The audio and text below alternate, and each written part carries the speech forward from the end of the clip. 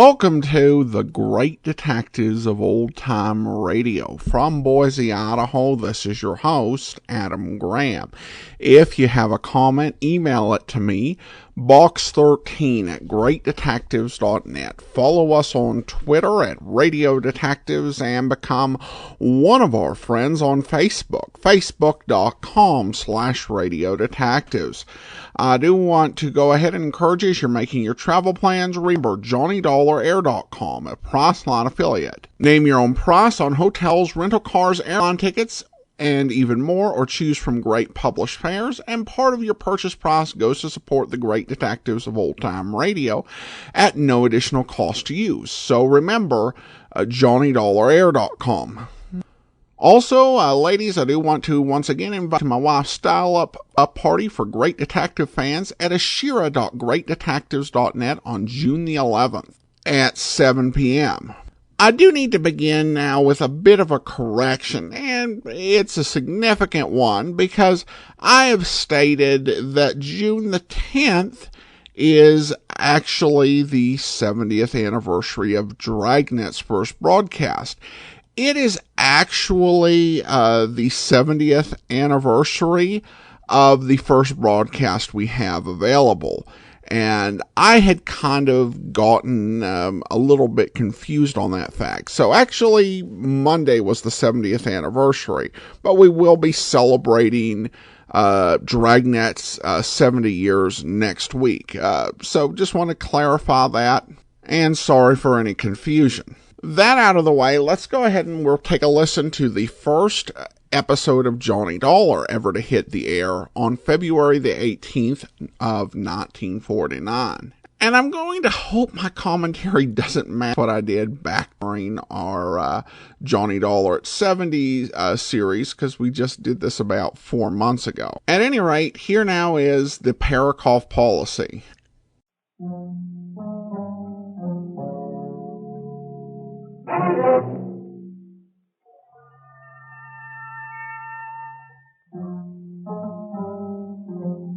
The Columbia Broadcasting System presents yours truly, Johnny Dollar.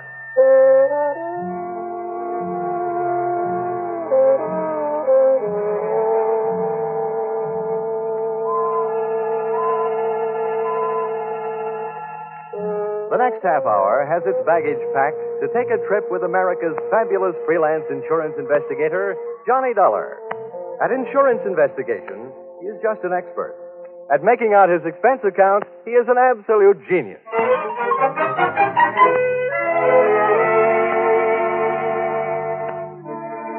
Expense account, submitted by investigator Johnny Dollar.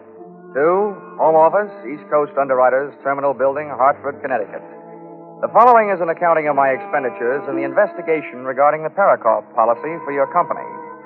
Expense account item 1. Plane fare to Benton, Ohio, $40.04. Item 2, plane fare Benton back to Hartford, $40.04. Explanation, purchase 2 one-way tickets. Because of the type of case I'm usually assigned, I never press my luck by buying round trips. This time I was almost right. Expense account item 3, cab fare airport to Valley Hotel, $2.20. Tip the driver. Gee, $1. Naturally. There'll be steak on the table tonight. Welcome to Warfare City. Hey, Dorman. Yes, sir. What can I do for you, sir? Bring my bag inside, will you? Here. $1. Always. All you need is $1 and a pen. Yeah, but does that mean you have to have a lot of strange people in the house? Good evening, sir. Hello. You have a reservation for Johnny Dollar? Yes, Mr. Dollar's in his room. He checked in about 8 o'clock. Huh? Oh, I guess I ain't the man I used to be. What room is he in? Oh, sorry, sir. I'm not permitted to tell you that. I can phone him. Oh, no, never mind. Let me have one of those envelopes, will you? I'd like to leave my card for this Mr. Dollar. Yes, sir. Here you are. Thanks. Here, just pop this in his box. The clerk popped the envelope into box number 207, and I propped myself into an elevator going up to room 207. I'd come to Benton to investigate a murder, and in just a matter of minutes, I found myself ready to commit one.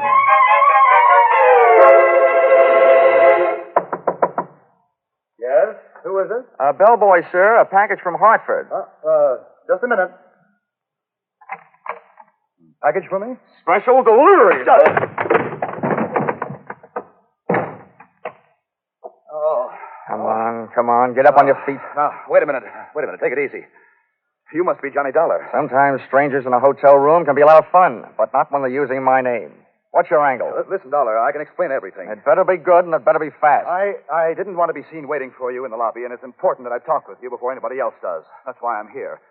I'm Eric Barker. Oh, defense attorney in this Parakoff thing, huh? Well, I hope you're better at defending your client than you are at defending yourself. Whether my client goes to the chair or not, unfortunately, has nothing to do with my being a good lawyer. That's what I wanted to talk to you about. Well, I suppose this is one time when the attorney won't mind relinquishing the floor. Why don't you get up on your feet? Yeah, thanks. I will. Now, look, I'm no coward, Dollar. But if either one of us is going to get any place on this case, we'll have to work together. Now, I need your help, and I need it badly. I do a single act, sorry. Now, don't be hasty. I can help you, too. Just how much do you know about the Parakoff murder? All I know is it's one of the screwiest cases I've ever run into. All over the country, beneficiaries are knocking off insured people. But not here in Benton. Oh, no, here they tell the insured man, Harlan Wolf, knocked off his beneficiary and partner, Parakoff. And now I've got the jolly assignment of trying to keep the state from executing the insured man. My employer, East Coast Underwriters, isn't anxious to see $100,000 of their money burn up in the electric chair. Well, at least we're both stuck with the same tough job. Now, look, I'll tell you the few things I already know, and you fill it in from there. All I know is that Parakoff was shot to death, and that his business partner, your client Harlan Wolf, was picked up leaving town and being held for the murder. What have they got against him? Only what they found on him. That's enough. The murder weapon. Any witnesses? One. Parakoff's wife, Marcia, an eyewitness. A murder weapon and an eyewitness. Well, it seems, at least at first glance anyway, that the state of Ohio will be receiving a large electric bill one day soon. Hey, is there any chance of my seeing Wolf? No, not before he's indicted. Great. Dollar, Harlan Wolf shot Parakoff in self-defense. There was no premeditation. Well, I'm convinced that I could get him off with a second-degree manslaughter verdict if it weren't for the tactics of the prosecution. What's that? Well, they not only have intimidated my character witnesses, they've suborned their own to perjury. That's the sort of thing I'm up against. Well, as the insurance companies keep on saying, never say die. So where can I find the widow Parakoff? Well, if they aren't holding her in protective custody so nobody can question her, she may be at home. That's 1375 96th Street. That's a lot of figures. By the way, how's hers? Expense account item 4, cab fare to home of murdered man and the girl he left behind him, $2.40. I shivered all the way out to the suburbs, but not from fear or anticipation. A simple case of summer shorts in red flannel weather. The Parakoff place was obviously the product of a good income and a bad architect. It looked like a great big wedding cake, and Mother Nature had mercifully iced the confection. The front walk was white and untrammeled as if driven snow. As a matter of fact, that's what it was. 3 inches of it, which meant that Marcia hadn't had a visitor in the past couple of hours.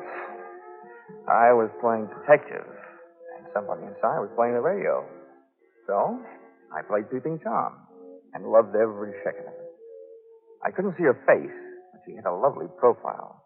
I hastened to the door.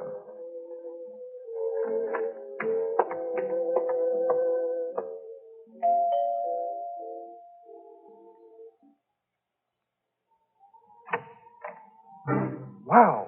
Her hair was red and her eyes were green. Her hair stopped you cold and then her eyes gave you the go signal. Yes? Would you mind saving that yes for later? I beg your pardon? Well, I've come here to ask your help and I hope you'll say yes. My name is Johnny Dollar. I've been sent to Benton to investigate the death of your husband. Well, why? Has this turned into a federal case? No, I'm from the insurance company. Oh. Come in. Thanks. Say, where can I put my coat? This snow will melt all over your carpet. Let it melt. Just throw your coat any place. Okay.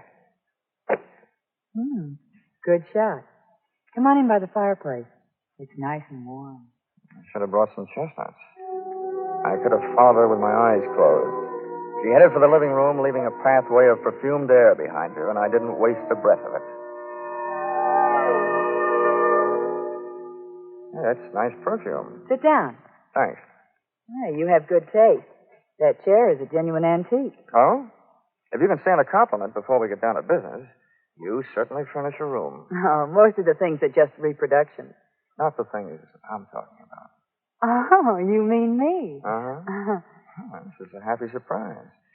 I expected to find someone fatter and 40er. My husband was. And now, what about his insurance? Oh, you got me wrong. See, I'm working for the company that insured the man being held for the murder of your husband, Harlan Wolf. What do you want from me? Just a story of what happened. Oh, that I can't do. The district attorney had a long talk with me about it. I'm not supposed to say anything to anybody about it until the trial. Well, I'm not asking you for any state secrets. I just want you to save me a trip down to the morgue. Oh, don't be so brutal. Oh.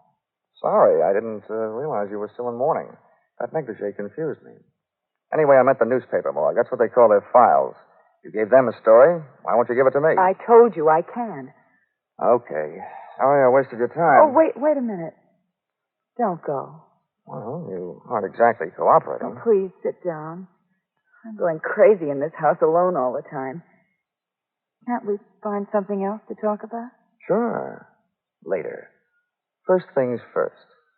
That makes sense. All right. I don't see how it could be wrong to tell you what's already been in the newspapers, Johnny. Yeah, that's right. Go ahead. All right. Well, Harlan Wolf and I were here in this room alone. We were discussing business. Business? Business. The Highland Coal Corporation. My husband was its president. Harlan Wolf is the secretary-treasurer, and I'm the vice president. I can't resist this. But your kind of businesswoman makes this anthracite heart of mine feel very bituminous. What? I don't get it. Let it go. So, you and Wolf were sitting here talking about your coal business. Where were you sitting? Well, I was sitting over there at the desk. How about Wolf? He was sitting where you are right now. And then my husband came home. And no doubt accused you and the secretary-treasurer of putting in too much overtime. Is that it? Yes. Oh, it was terrible. They fought, and finally Harlan ran over to the couch over there and pulled his gun out of his overcoat pocket and started pulling the trigger. Who called the police? The neighbors? No, I did. Well, that's all there is to it. That's all I wanted to know. That didn't hurt, did it? No. Now, how about using those big shoulders of yours for throwing a log on the fire? Sure. I'll go outside and get one. No, there are logs in here. Mm-mm. I'd rather go outside and get one that's a little damp. They burn much slower. Oh. Well, then, while you're at it, get a big one.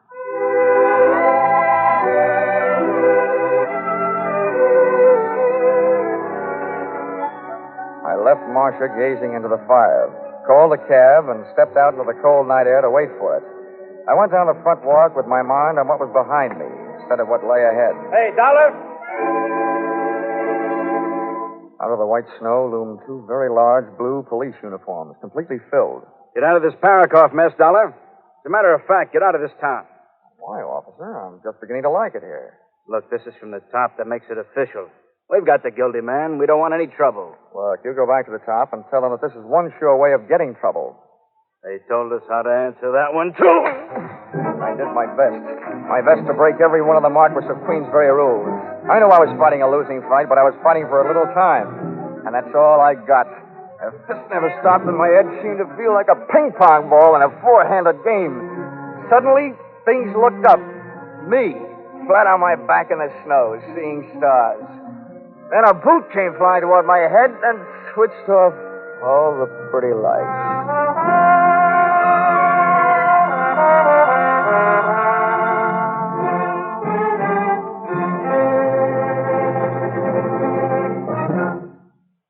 In just a minute, we'll bring you the second act of yours truly, Johnny Dollar. But first, we want to remind you that next Sunday night, CBS once more will bring you 10 great shows, filled with great stars and complete with comedy, drama, and mystery. Betty Davis will make her first appearance on the Prudential Hour, co-starring with Ray Milland in a gripping story of a woman who has to bridge a lifetime in 3 short hours. Once more, you'll hear those 90 non-stop minutes of mirth with Spike Jones, Jack Benny, and Amos and Andy in succession. There'll be more comedy, more drama following rapidly. The Adventures of Sam Spade, Lum and Abner, Helen Hayes, Eve Arden, Life with Luigi, It Pays to Be Ignorant. Staying tuned to CBS on Sunday nights guarantees you the greatest entertainment on the greatest listening night of all. These programs are regular Sunday night features on most of these same CBS stations. And, of course, Jack Benny comes to you over them all. And now, back to yours truly, Johnny Dollar.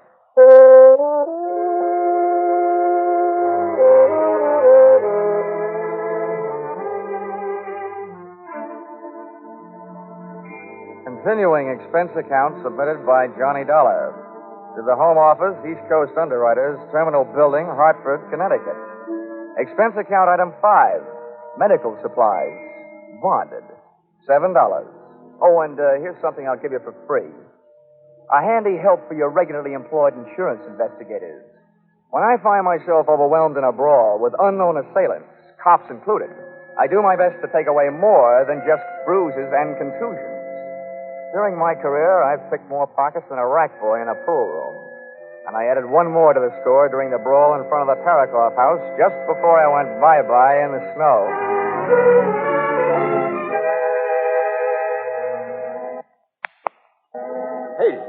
Hey, mister, wake up. Come on, wake up. You'll catch your death of cold. Did you call a cab? Yeah, I think so. Holy smokes, your face. Was you robbed? What's the matter? Isn't it there? Huh? Here, I'll give you a hand. Thanks. Holy smokes, when I first seen you laying there, I thought you was a snowman tipped over. How do you feel, cold? Forevermore I shall look kindly upon the haddock in the deep freeze. Huh? Hey, what are you looking for? I'm looking for a wallet. Did you lose it? First I found it, then I lost it. Oh, yeah, here it is. Come on, let's get out of here. Where to, mister? Police headquarters? Police headquarters? Over my dead body. Expense account, item 6. Breakfast in bed, $2.40. Expense account, item 7. Photographic work, $6. For taking pictures of contents of wallet I lifted from the police uniform the night before. Expense account, item 8. 70 cents cab fare to office of Edmund Byron, District Attorney. Sorry to have kept you waiting, Bob. Good heavens, man, your face. Felonious assault? Yeah. Well, I got a flash for you. Not by person or persons unknown. Splendid. You wish to prefer charges? Yeah, you're half right again. But not for felonious assault and not against the guys who gave me this going over last night. What are you talking about? You know what I'm talking about. They were a couple of your harness bulls. I don't want you to waste any time denying it, so forget it. I don't have the slightest idea what this is all about, Dollar. I said forget it. I want to talk about something more important. You're holding Harlan Wolf for the Parakoff murder. Now, what I want to know is, when are you going to hand down your indictment and what it's going to be? First thing in the morning, first-degree murder. Anything else you want to know before I have you thrown out of here? Yeah. How do I get mixed up in these rhubarbs?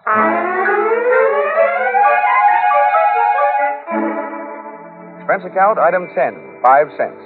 A phone call to my partner in despair, Eric Barker, attorney for the defense, who agreed to lend me a set of police photographs of the scene of the crime and the principals involved. Parakoff looked very dead. Marcia looked very frightened. And the accused, Harlan Wolf, looked very fat. The pictures of the scene of the crime indicated the shooting occurred with Parakoff and Wolf standing face to face, and that all of the bullets had gone banging straight into the right side of Parakoff's body. I set up an appointment to meet Barker at 3 that afternoon, and decided to make the most of the time in between by seeing what kind of a trade I could make on that wallet I'd picked up during the winter sports of the night before. The name in it was Ben Arnold, and the address was disreputable.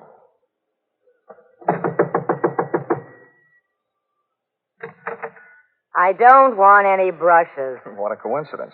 I'm not selling any. What do you want? I'm looking for Ben Arnold. Who isn't? He promised me he'd be home by now. By this time, I should know better. Okay, I'll wait. Outside. Inside. Hey, wait a minute. Ben won't like this. Well, that makes it even. I don't like Ben. Look, I don't want any trouble. Okay, then don't make any trouble. Well, what do you want here anyway? Oh, let's just say I dropped by for an unfriendly visit. If Ben finds you here, it'll get real unfriendly. I'm warning you, get out of here. Ain't that face of yours marked up enough? Well, that mouse hanging under your eye isn't exactly a beauty mark. Ben really spreads his blessings, doesn't he? Hey. Ben had really spread one blessing right there close in front of me. It was a small room, about the size of a large closet, with a clothes sprawl high and low, making the whole place look like a collapsed clothesline. And there, hanging on the back of the door, was Ben Arnold's police uniform. My eyes popped out, pushed one of its shiny brass buttons, and rang the bell. There, like little brass love letters on the brass, stood the initials CPD. And CPD were never the initials of the Benton Police Department.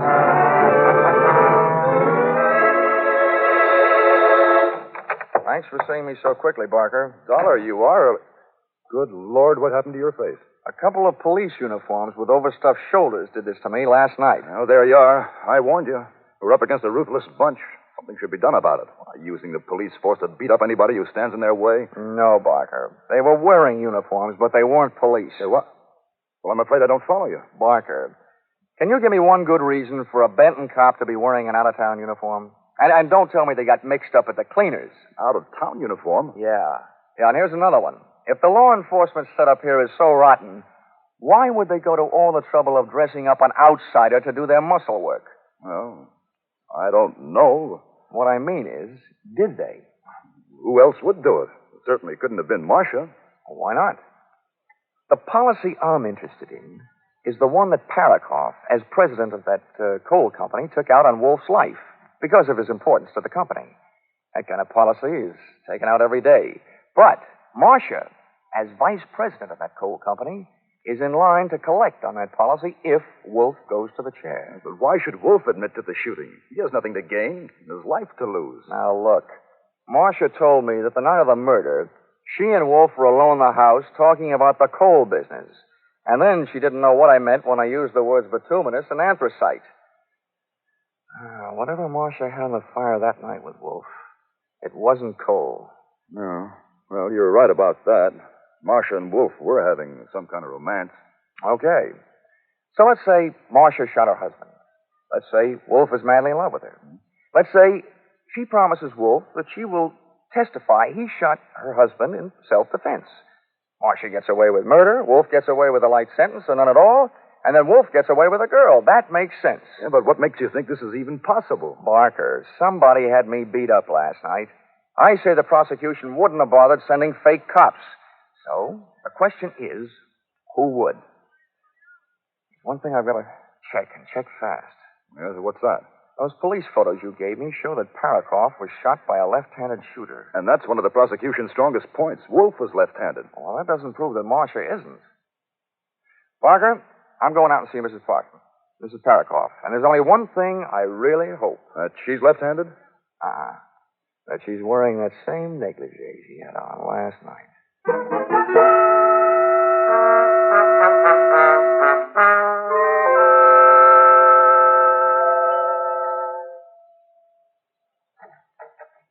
Hello, Marcia.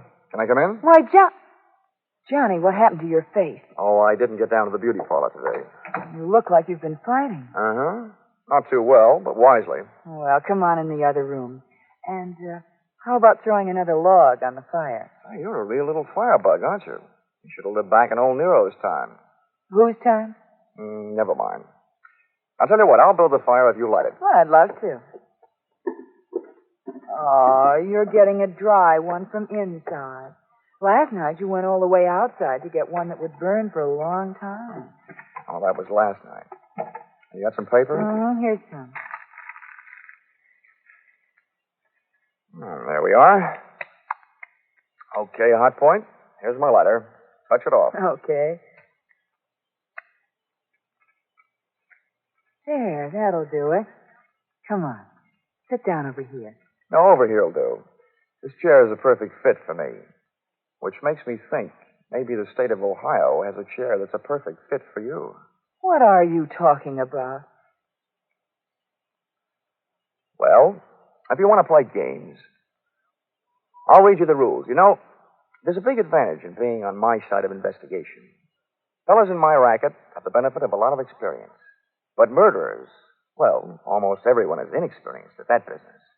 One moment they aren't murderers, the next moment they are. Johnny, please. Now, let's have a look at what's on my side. For instance, from the empty shells thrown off by an automatic pistol, The experts can get a better picture of a murder scene than they can from the witnesses. Your husband was killed by a gun that was held approximately 18 inches away and directly in front of him. And the bullets entered the right half of his body. That means he was killed by someone who shoots left-handed. Harlan Wolf is left-handed. You can ask him. He'll tell you. I know that. And so are you. Anybody who lights a cigarette lighter with your left hand is left-handed, which makes you a good candidate. That doesn't prove anything. No? No, I guess it doesn't. But this chair I'm sitting in does. What do you mean? Last night you told me Wolf was sitting in it when your husband came home. And that statement makes you a liar. Look, I'm trained down to the point where my belt is ready to sue my hips for non-support. And I can just get into this thing. And Wolf's picture shows that he's got a beam like the Queen Mary. He wasn't in this chair, which makes me think he wasn't even in this room when your husband was killed. All right. So I'm a liar. That doesn't mean I'm a killer. Marcia, investigators can make a lot of mistakes, but a murderer can only make one. And you've made a big one. I tell you, I'm no murderer. You've got to believe me, Johnny. I'll tell you everything. You're right. Harlan Wolf wasn't here. That's enough, Marcia. Shut up. Eric, what are we going to do? He knows. Keep quiet. Well, Barker, as a defense attorney, you're acting mighty offensive. We'll have to get rid of him, Eric. Just as soon as we get rid of something else. Dollar, you've only got one thing on me. Ben Arnold's wallet. And I want that. Now. You're welcome to it, Barker. But it might interest you to know that I've had its picture taken this morning. Your phony policeman's wallet and everything in it. And copies are in the mail right now. The insurance company won't have any trouble connecting you with the comedy cops who beat me up last night. You're bluffing. And there's something else I've got on you, Barker. This morning, when I was lying in bed, counting the bumps on my head, it suddenly occurred to me that you were the only one who knew where I was going last night. So you must have been the one who had me roughed up.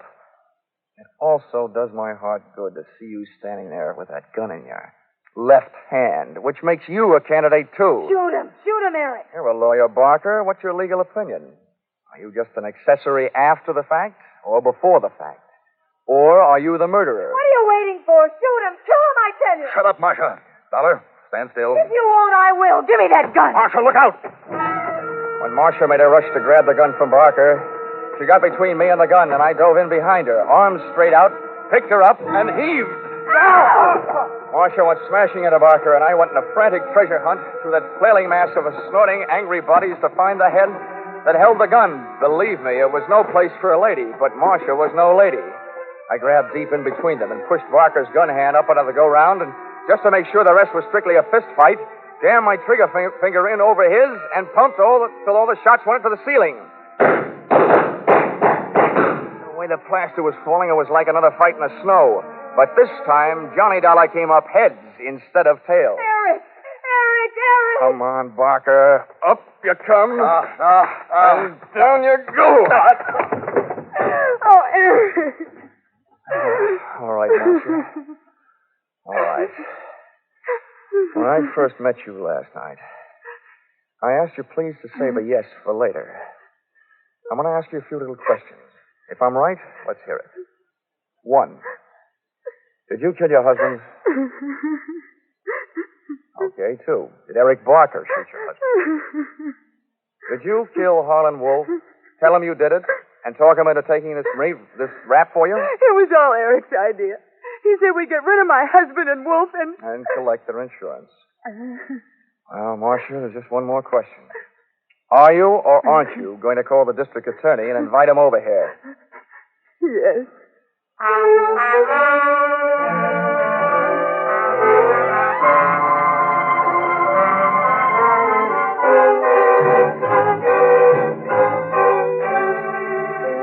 Expense account item 11. $12.40. That was lunch for the district attorney, who also turned out to be left-handed. And a very nice guy to boot. We had a lot in common. It was the first case either one of us had ever worked on where the defense had been working harder than the state to bring in a conviction. Also, that it was the first case where everybody on both sides turned out to be guilty. Defense attorney Eric Barker of murder, his girlfriend Marcia Parakoff of being an accessory before and after the fact, and Harlan Wolf of conspiracy to defraud. No wonder the nation's jails are getting overcrowded.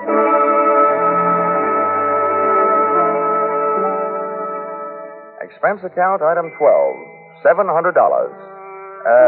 Side trip to Miami, Florida. Purpose,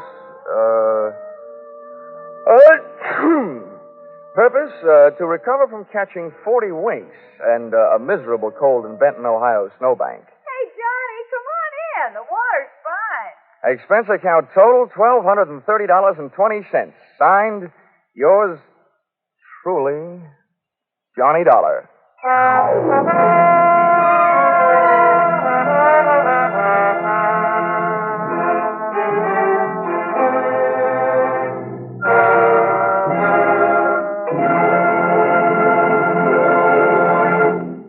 Now a word about a special CBS broadcast this Sunday.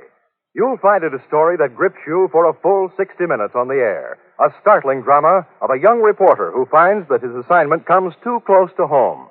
A revelation of disturbing facts about our mental hospitals based on actual documented reports and 6 months of intensive study and preparation. With Eddie Albert starring as the young reporter, this tale of a mind in the shadow comes to you by popular demand in a repeat performance next Sunday over most of these same CBS stations. Be sure to hear Mind in the Shadow next Sunday at 12:30 Eastern Standard Time.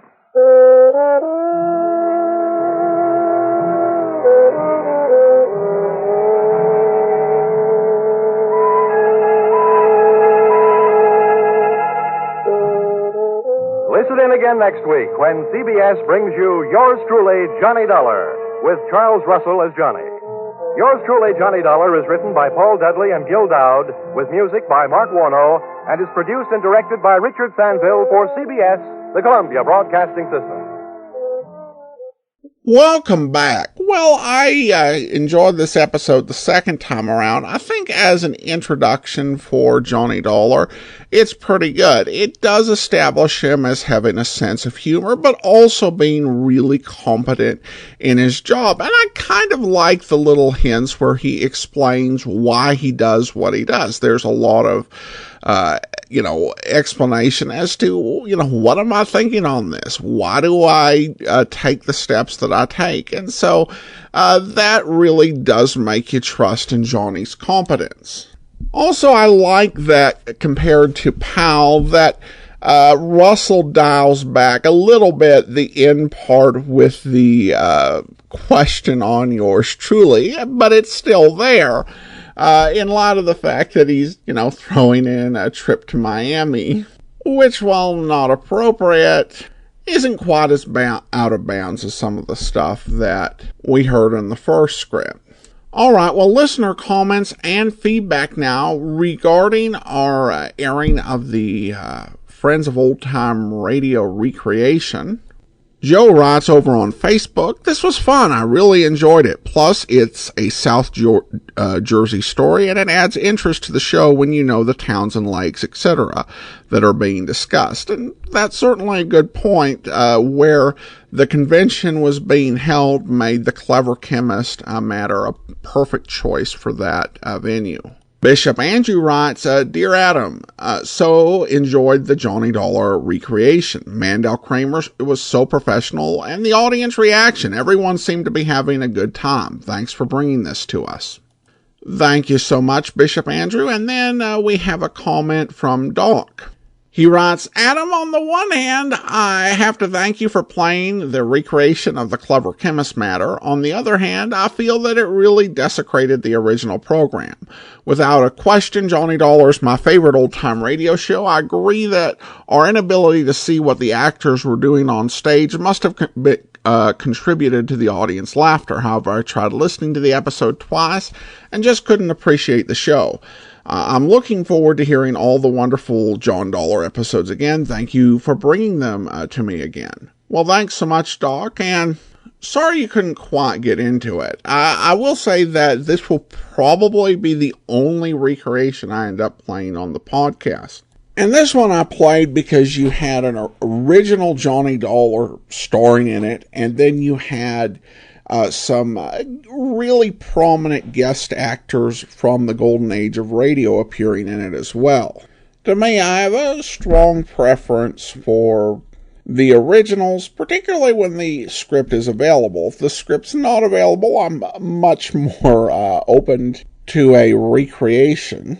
But otherwise, I do prefer the original, which isn't to say that some of these recreations aren't perfectly good. I remember I listened to a Speedervac recreation of the Red Light Bandit that they did back in the early 1990s, and it was really good. The actor in it who played Joe Friday didn't try to imitate Jack Webb. He did his own interpretation, and I thought it was just a solid take. Though I've not listened to it in 12 years just because I would prefer the original more, at least when it comes to a recording. Yeah, if I was live, I would certainly watch an old-time radio recreation or take part in one for that matter. Because those can be a lot of fun, and it's just a great way for fans to, get into and get to apply some of their favorite characters.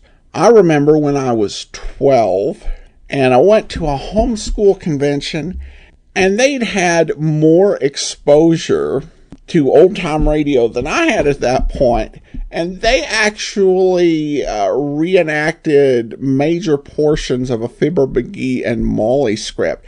And one of the kids, I think he was like 11 or 12, did his best to do a Great Gildersleeve laugh. I don't remember if it was accurate, but it was just funny hearing an 11 or 12-year-old try and do that. And then the next year, my brother and I, we had never listened to Abbott and Costello on radio, but we'd seen the Naughty 90s, so we did Who's On First. And we rehearsed so hard for that that we actually ended up breaking a shower door in the process. All that to say that I think, as a general rule, fan recreations are fun and great in a live setting. I'm not probably going to care too much for recording unless I actually knew the people involved, because I really think that that's you have to be there sort of thing to really enjoy that. Thanks so much for the email, Doc. And I also want to go ahead and thank our Patreon of the day. And I want to thank Garrick. Garrick has been one of our Patreon supporters since January of 2018, and he's currently supporting us at the rookie level of $2 or more per month. Thanks so much for your support, Garrick. And that will actually be all for today. Join us back here tomorrow for Dragnet, and then next Friday we'll be celebrating 70 years of Dragnet. A week late, but still celebrating. And then we'll be back with the next episode of Yours Truly, Johnny Dollar, in 2 weeks. In the meantime, send your comments to box13@greatdetectives.net. Follow us on Twitter at Radio Detectives, and become one of our friends on Facebook, facebook.com/Radio Detectives. From Boise, Idaho, this is your host, Adam Graham, signing off.